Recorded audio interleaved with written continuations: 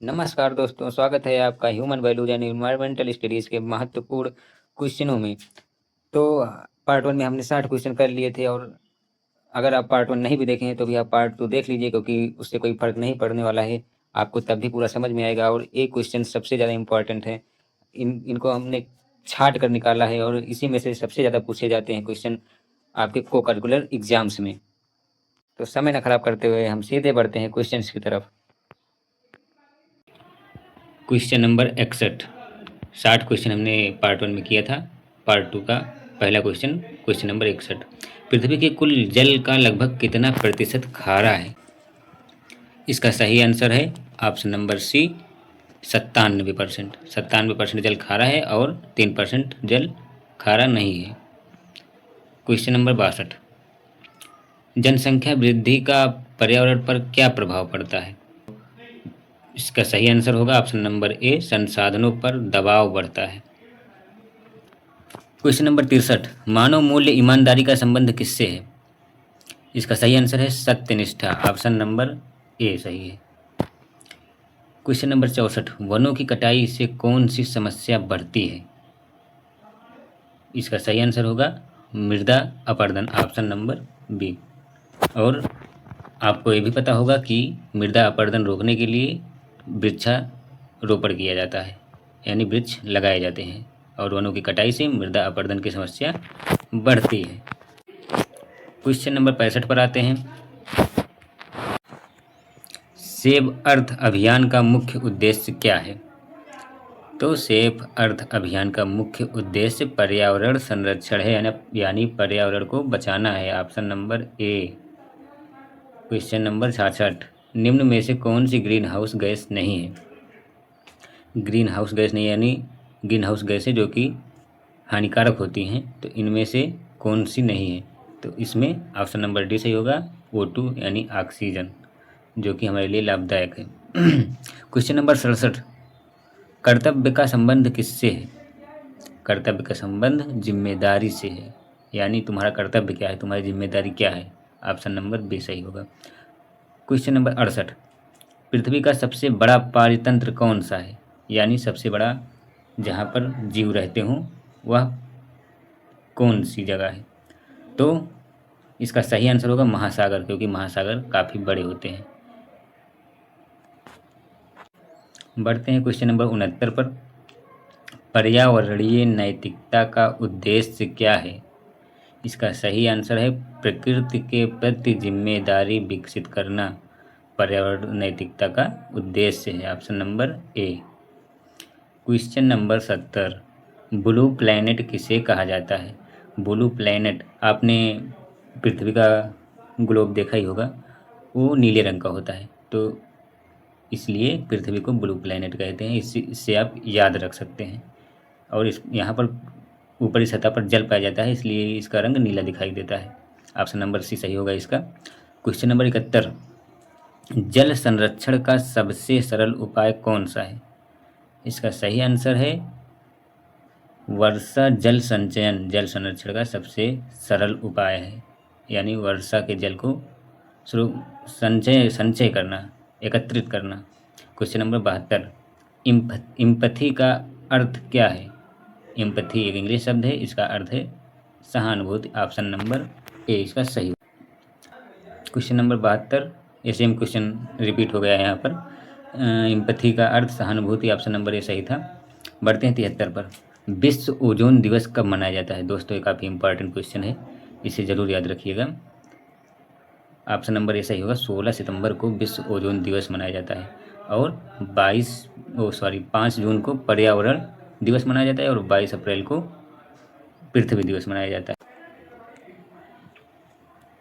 और option number D 8 मार्च को महिला दिवस मनाया जाता है। क्वेश्चन नंबर 74 पर आते हैं। प्राकृतिक संसाधनों का विवेकपूर्ण उपयोग क्या कहलाता है? इसका सही आंसर है संरक्षण, यानी सुरक्षित रखना भविष्य के लिए। प्राकृतिक संसाधनों का विवेकपूर्ण उपयोग संरक्षण कहलाता है। क्वेश्चन नंबर 75 पर आ जाते हैं। स्वच्छ भारत अभियान कब शुरू हुआ? स्वच्छ भारत अभियान शुरू हुआ था 2014 में, ऑप्शन नंबर बी सही होगा। क्वेश्चन नंबर 76 देख लेते हैं। पर्यावरण में ऊर्जा का प्रमुख स्रोत क्या है? पर्यावरण में ऊर्जा का प्रमुख स्रोत सूर्य है। तो आप सबको पता होगा कि सबसे ज़्यादा ऊर्जा सूर्य देता है, पूरे पृथ्वी को प्रकाश देता है, ऊष्मा देता है, ऊर्जा देता है। तो इसका ऑप्शन बी सही होगा। क्वेश्चन नंबर 77, मानव मूल्य करुणा का संबंध किससे है? इसका सही आंसर है ऑप्शन नंबर ए, दया और संवेदनशीलता। मानव मूल्य करुणा का संबंध दया और संवेदनशीलता से। क्वेश्चन नंबर 78, इंपॉर्टेंट क्वेश्चन, गोबर गैस किस प्रकार की ऊर्जा है? गोबर गैस को का पुनर्चक्रण होता है, ये नष्ट नहीं होती है, इसलिए ये नवीकरणीय ऊर्जा है। पार्ट 1 में इसे अच्छे से समझाया था, नवीकरणीय और अनवीकरणीय ऊर्जा किसे कहते हैं। ऑप्शन नंबर बी इसका सही होगा। क्वेश्चन नंबर 79, 3R का सही क्रम क्या है? इसका सही आंसर है option number B, reduce, reuse and recycle.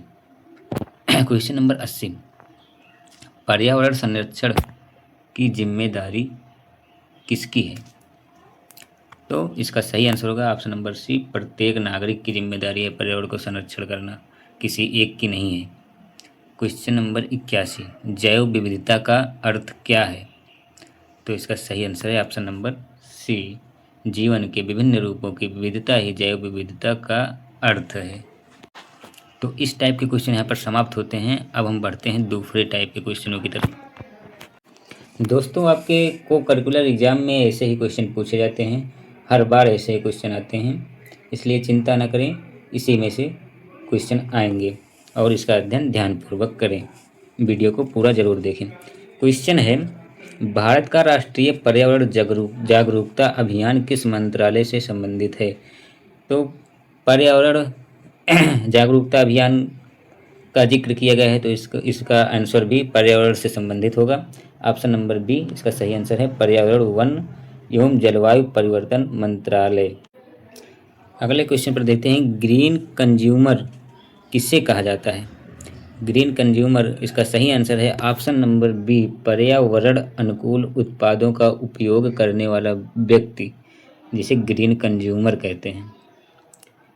अगले क्वेश्चन पर बढ़ते हैं, निम्न में से कौन जैव अपघटनीय पदार्थ है? जैव अपघटनीय पदार्थ कागज होता है। ऑप्शन नंबर सी इसका सही आंसर होगा। अगले क्वेश्चन को देखते हैं, चिपको मूवमेंट का प्रमुख उद्देश्य क्या था?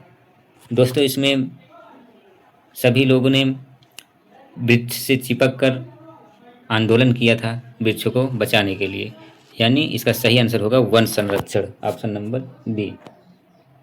अगला क्वेश्चन देखते हैं, पर्यावरणीय प्रभाव आकलन किससे संबंधित है? इसका सही आंसर उद्योगों के पर्यावरणीय प्रभाव का मूल्यांकन, ऑप्शन नंबर ए होगा।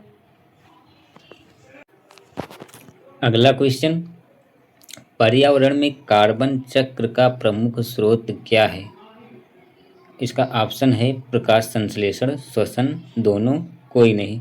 तो पर्यावरण में कार्बन चक्र प्रकाश संश्लेषण द्वारा भी होता है और श्वसन द्वारा भी होता है, क्योंकि श्वसन में ऑक्सीजन लिया जाता है, कार्बन डाइऑक्साइड छोड़ा जाता है मनुष्य द्वारा, और प्रकाश संश्लेषण में भी वृक्ष कार्बन डाइऑक्साइड का उपयोग करता है, जहाँ से वहाँ पर भी कार्बन चक्र बनता है। तो इसका ऑप्शन सी सही होगा, दोनों। अगले क्वेश्चन को देखते हैं, निम्न में से कौन सा मानव मूल्य नहीं है? तो ऐसे क्वेश्चन जरूर बनेंगे, इसे आप आसानी से सही कर सकते हैं। एक विकल्प ऐसा होगा जो सबसे अलग दिखेगा, तो इसको देखते हैं। ऑप्शन नंबर ए ईमानदारी, बी करुणा, सी भ्रष्टाचार, डी सहनशीलता। देखिए, केवल सी ऐसा है जो गलत लग रहा है, तो इसका ऑप्शन सी ही सही होगा। अगला क्वेश्चन देखते हैं, पृथ्वी पर जीवन के लिए सबसे आवश्यक गैस कौन सी है? तो दोस्तों, पता ही है आप सबको कि हम अगर ऑक्सीजन न रहे तो हमारा जीवन भी संभव न रहे, तो इसका सही आंसर होगा option number A, oxygen. Question अगला देखते हैं, राष्ट्रीय वन नीति का मुख्य उद्देश्य क्या है? राष्ट्रीय वन नीति का मुख्य उद्देश्य है वन क्षेत्र को बढ़ाना। ऑप्शन नंबर ए सही होगा इसका। अगला क्वेश्चन, निम्न में से कौन सा जल जनित रोग है, यानी जल द्वारा होने वाला रोग है? ये इम्पॉर्टेंट क्वेश्चन है, पूछा भी जा सकता है। तो इसका सही आंसर है ऑप्शन नंबर ए। हैजा जो है वो जल जनित रोग है, यानी दूषित जल द्वारा हैजा हो सकता है। कुछ क्वेश्चन दूसरी स्लाइड पर देख लेते हैं, क्योंकि इस स्लाइड के क्वेश्चन खत्म हो चुके हैं। अगली स्लाइड पर बढ़ते हैं। इस स्लाइड का पहला क्वेश्चन देखते हैं, मानव मूल्यों का मुख्य उद्देश्य क्या है। इसका सही आंसर है ऑप्शन नंबर बी, नैतिक विकास करना मानव मूल्यों का मुख्य उद्देश्य है। ऐसे क्वेश्चनों में 3 अलग दिखेंगे और एक अलग दिखेगा, वही सही होगा। आप लोग अनुमान से भी सही कर सकते हैं, और ऐसे क्वेश्चन आएंगे ज़रूर, वो भी कई आएंगे। क्वेश्चन नंबर 2, सत्य और अहिंसा का प्रचार किसने किया। तो इसका सही आंसर था, आप सबको पता ही होगा कि अहिंसा के मार्ग पर चलने वाले महात्मा गांधी थे, जो कि शांति के मार्ग से चलते थे। तो option number C, Mahatma Gandhi. Question number 3, मानव अधिकारों की सार्वभौमिक घोषणा कब हुई। तो इसका सही आंसर है ऑप्शन नंबर बी, 1948 में। इम्पॉर्टेंट है, याद रखिएगा। जितने क्वेश्चन है लगभग सभी इम्पॉर्टेंट हैं, क्योंकि हमने केवल इम्पॉर्टेंट क्वेश्चनों को ही निकाला है। इसलिए इन सभी क्वेश्चनों को आराम से देखिए, पूरा देखिए, अच्छे से देखिए और शेयर भी कीजिए। क्वेश्चन नंबर 4, पर्यावरण में कौन शामिल है। इसका सही आंसर है ऑप्शन नंबर सी, जीवित एवं निर्जीव दोनों, क्योंकि हमारे चारों तरफ का क्षेत्र पर्यावरण कहलाता है और हमारे चारों तरफ जीवित भी हैं और निर्जीव भी हैं। तो इसका सही आंसर होगा जीवित एवं निर्जीव दोनों शामिल हैं। अगले क्वेश्चन पर बढ़ते हैं, पारिस्थितिकी शब्द किसने दिया। तो पारिस्थितिकी शब्द देखिए, पारिस्थितिकी बोलने में जुबान हकला जाती है थोड़ा, तो इससे हम याद रख सकते हैं, केवल याद रखने के लिए बता रहे हैं कि इसका शब्द हैकल ने दिया था। ऑप्शन नंबर बी सही होगा। क्वेश्चन नंबर 7, जैव विविधता का अर्थ है। इसका सही आंसर होगा ऑप्शन नंबर सी, जीवों की विविधता ही जैव विविधता है। आसान सा क्वेश्चन। क्वेश्चन नंबर 6 पर बढ़ते हैं, खाद्य श्रृंखला का प्रथम स्तर कौन है। तो इसका सही आंसर होगा ऑप्शन नंबर बी, उत्पादक खाद्य श्रृंखला का प्रथम स्तर है। क्वेश्चन नंबर 8, सतत विकास का उद्देश्य क्या है। इसके ऑप्शंस हैं, वर्तमान आवश्यकताओं की पूर्ति, भविष्य की आवश्यकताओं की उपेक्षा, वर्तमान और भविष्य दोनों की। तो सतत विकास में भविष्य और वर्तमान दोनों को देखा जाता है। इसका ऑप्शन नंबर सी सही होगा। अगले क्वेश्चन को देखते हैं, ओजोन परत किस गैस से प्रभावित होती है। तो ओजोन परत CFC गैस से प्रभावित होती है। काफ़ी हानिकारक गैस होती है CFC, इसे याद रखिएगा आप लोग। क्वेश्चन नंबर 10 देखते हैं, ग्लोबल वार्मिंग का प्रमुख कारण है। तो ग्लोबल वार्मिंग मतलब पृथ्वी का टेम्परेचर बढ़ना, यानी सूर्य की ऊष्मा को वायुमंडल में ही बनाए रखना, उसको निकलने ना देना, ही ग्लोबल वार्मिंग कहलाता है। और इसका प्रमुख कारण है ग्रीन हाउस गैसें, जो कि हानिकारक गैसें होती हैं। ऑप्शन नंबर ए इसका सही आंसर होगा। क्वेश्चन नंबर 11, वायु प्रदूषण का प्रमुख स्रोत कौन है। तो वायु प्रदूषण का प्रमुख स्रोत, सबसे ज़्यादा वायु प्रदूषण वाहनों द्वारा होता है, जो कि पेट्रोलियम के दहन से ये प्रदूषण करते हैं। क्वेश्चन नंबर 12 देखते हैं, जल प्रदूषण का प्रमुख कारण क्या है। तो वायु प्रदूषण वाहनों द्वारा होता है। जल प्रदूषण कंपनियों के वेस्ट पदार्थों, मटेरियल जो बहकर नदियों में जाकर मिलते हैं, उनसे जल बहुत प्रदूषित होता है। तो इसका ऑप्शन नंबर ए सही होगा, औद्योगिक अपशिष्ट।